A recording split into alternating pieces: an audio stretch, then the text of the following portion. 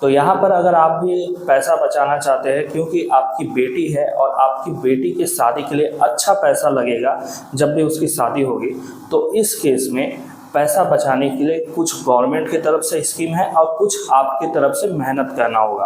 पहले तो समझ लीजिए, गवर्नमेंट की तरफ से एक स्कीम है सुकन्या समृद्धि योजना। यहाँ पर नॉर्मल बचत खाते या फिर फिक्स्ड डिपॉजिट के मुकाबले में ज़्यादा ब्याज मिलता है, लेकिन यहाँ पर सिर्फ सुकन्या समृद्धि योजना के जरिए आप इन्वेस्टमेंट नहीं कर सकते, बल्कि और भी कई सारे स्कीम्स है जहाँ पर आप पैसा निवेश कर सकते हैं, जैसे कि बैंकों का फिक्स्ड डिपॉजिट हो गया या फिर अदर चीज़।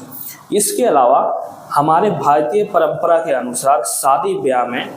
आपका सोना काफ़ी ज़्यादा इस्तेमाल किया जाता है,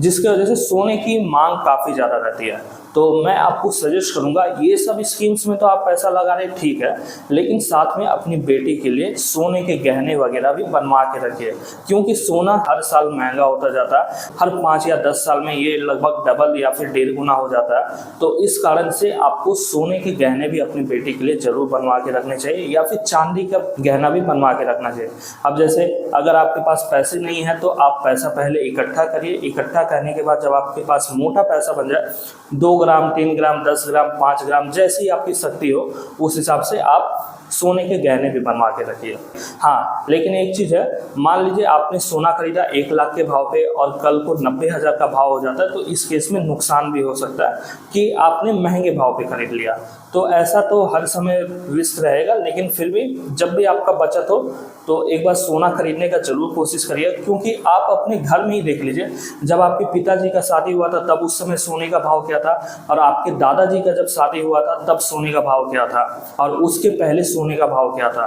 तो आप सोने का भाव का आकलन करिए, फिर उसके बाद ही सोना खरीदिए।